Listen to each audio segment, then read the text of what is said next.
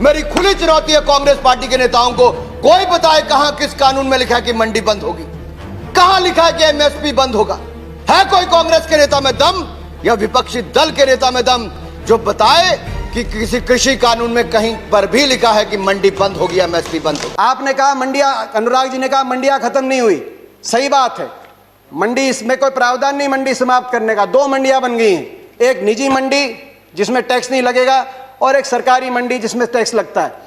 2 मंडी, एक देश एक विधान, एक देश एक संविधान, एक देश एक निशान, एक देश एक चुनाव, एक देश एक मार्केट। तो एक देश 2 मंडियां क्यों? किसान ही क्यों मिला आपको? एक मंडी। और ये जो टैक्स आप कह रहे टैक्स मुक्त कर दिया, टैक्स कौन देता है? खरीदार देता है इन मंडियों में टैक्स, किसान नहीं देता। पंजाब में 6.5%, हरियाणा में 4% और सरकार को देता है। और हरियाणा पंजाब का आज ग्रामीण इंफ्रास्ट्रक्चर अच्छा क्यों है? हर गांव में अच्छी सड़कें क्यों हैं? क्योंकि ये जो टैक्स जाता है ग्रामीण इंफ्रास्ट्रक्चर और इन मंडियों के और किसानों के विकास के लिए इस टैक्स का इस्तेमाल होता है। इसीलिए आज पंजाब हरियाणा सबसे आगे। एमएसपी है, एमएसपी था, एमएसपी रहेगा। प्रधानमंत्री जी ने कहा एमएसपी थी, है और रहेगी। ठाकुर जी ने भी कहा कि कोई है किसमें दम जो बताए कि एमएसपी चली जाएगी। सही बात है, एमएसपी थी, है और रहेगी, मगर क्या एमएसपी सभी किसानों को मिलेगी और सभी फसलों पे मिलेगी? प्रश्न इस बात का उठता है। आप में दम है खड़े होकर आप कह दें कि एमएसपी मिलेगी हर किसान को देश में? आज भी शांता कुमार कमेटी बताती है कि मात्र 6% से 16% तक किसानों को एमएसपी मिलती है। बाकी देश में बहुत से ऐसे प्रदेश है जहां पे एमएसपी नहीं मिलती। आपको चाहिए तो यह था जो पंजाब, हरियाणा, पश्चिमी उत्तर प्रदेश में एमएसपी मिलती है वही एमएसपी बिहार में मिले, जहां धान 800 रुपए, 1000 रुपए में जा रहा है, 1800 रुपए में हमारे यहां धान मिल रहा है। आपको चाहिए था कि इसको वहां पे लेके जाएं, मगर आप वहां के किसान को की परिस्थिति हमारे यहाँ की करने की बजाय हरियाणा पंजाब के किसान की परिस्थिति उस तरह की करने की तरफ लेके जाए। इस देश में माननीय अध्यक्ष जी, दहेज का कानून, दहेज के खिलाफ कानून बने, ये इस देश में कभी किसी ने मांग नहीं की थी, फिर भी देश की प्रगति के लिए कानून बना था।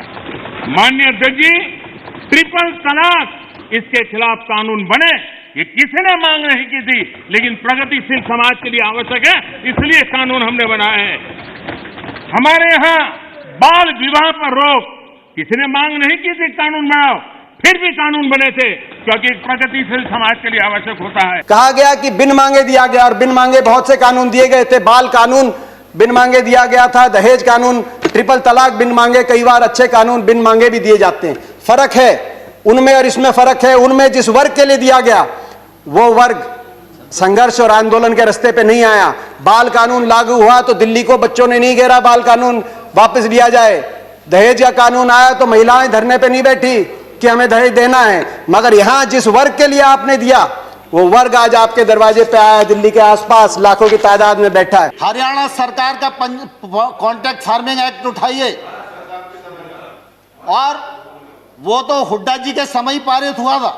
हरियाणा के अंदर 2007 में हमने कॉन्ट्रैक्ट अमेंडमेंट लाए एपीएमसी के अंदर, निजी अलाउ किया निजी कंपनियों को, मगर साथ में कानून लिख दिया कि अगर कॉन्ट्रैक्ट एमएसपी से नीचे किया जाएगा तो गैर कानूनी होगा और कानूनी कार्रवाई होगी जो लोग इस तरह का कॉन्ट्रैक्ट करते हैं।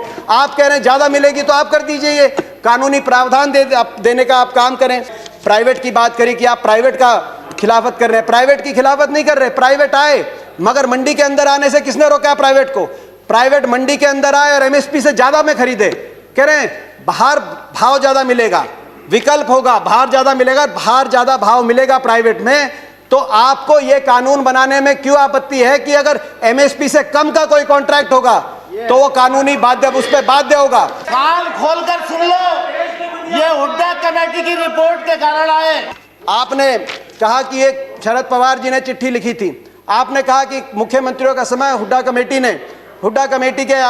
ने भी इसकी सिफारिश करी थी कि एपीएम सुधार हो, एपीएमसी एक्ट के अंदर बदलाव हो। मैं बताना चाहता हूं कि हुड्डा कमेटी ने, जिस कमेटी में प्रकाश सिंह बादल जी, ममता बनर्जी जी और नीतीश कुमार जी भी सदस्य थे, उस कमेटी ने क्या सुझाव दिया था इस पे? उन्होंने कहा था कि एपीएमसी में सुधार हो, मगर एपीएमसी का विस्तार हो। सबसे पहले मंडी, जिस प्रकार से हरियाणा में हर 10 किलोमीटर में मंडी हमने स्थापित करी थी अपनी सरकार में, पूरे देश के अंदर हर 10 किलोमीटर में मंडी बने। दूसरा, प्राइवेट अगर आए तो मंडियों के अंदर आए, एमएसपी से ज्यादा पे खरीदें, एमएसपी से कम पे खरीदते हैं तो कानूनी कार्रवाई हो, वो ऐसी खरीदारी अलाउ ना हो। तीसरा, एमएसपी की कैलकुलेशन C2 के आधार पे हो, A2 कॉस्ट नहीं, C2 खर्चे के आधार पे एमएसपी कास्ट हो, जो आज किसानों की सबसे बड़ी मांग है। चौथा, एमएसपी जो चौथे उसमें कहा कि कर्जे का जो दर है वो no discussions please, no cross talk, no cross talk, no cross talk. किसी और की बात रिकॉर्ड पे नहीं जा रही है। दीपेंद्र जी कंटिन्यू। ये सिफारिश थी। मैं किसान आंदोलन को पवित्र मानता हूं और भारत के लोकतंत्र में आंदोलन का महात्म्य है और रहने वाला है और जरूरी भी है। लेकिन जब आंदोलनजीवी पवित्र आंदोलन को अपने लाभ के लिए बर्बाद करने के लिए निकलते हैं तब क्या होता है? कोई मुझे बताए। 3 किसान कानून की बात हो और दंगाबाज लोग जो जेल में हैं, जो संप्रदायवादी लोग जो जेल में हैं, जो आतंकवादी लोग जेल में हैं, जो नक्सलवादी जेल में हैं, उनकी फोटो लेकर के उनकी मुक्ति की मांग करना, ये किसानों के आंदोलन को अपवित्र करने का प्रयास है कि नहीं? प्रधानमंत्री जी ने एक और बात की कि इस आंदोलन में कुछ पवित्र लोग हैं और कुछ अपवित्र लोग हैं। प्रधानमंत्री जी की बात हम मान लेते हैं, कम से कम आप पवित्र लोगों की बात मान लीजिए। आंदोलन में जो पवित्र लोग हैं, अगर आंदोलनकारी पवित्र हैं, पवित्र भावना से अपने हक के लिए बैठे हैं, आप उनकी बात मांग लीजिए और इसकी शुरुआत आप दो कदम उठा के उसकी शुरुआत करिए। आप तुरंत, मैं मांग करता हूं, बातचीत के दरवाजे, क्योंकि आप भागे थे 11वें राउंड में बातचीत से, 12वीं बातचीत के दरवाजे खोलें। आपकी प्रजा है, अपनी प्रजा की बात मानने से आप छोटे नहीं होंगे, अपनी प्रजा की बात मानने से आपकी हार नहीं होगी। बातचीत के दरवाजे खोलते हुए। और दूसरा, जो 200 लोगों ने, 200 से ज्यादा किसानों ने अपनी जान कुर्बान करी है, उनके परिवारों के लिए आपके लिए सहानुभूति का एक शब्द नहीं निकला। कम से कम उनके परिवारों की मदद के लिए एक पैकेज की घोषणा करके विश्वास बनेगा। हम विश्वास बनाने वाले लोग हैं, विश्वास बनेगा। मैं हाथ जोड़ के आपसे प्रार्थना करता हूं, आपकी प्रजा, आपके लोग हैं, इनकी बात मानिए। आपका बहुत बहुत धन्यवाद। जय हिंद, जय जवान, जय किसान।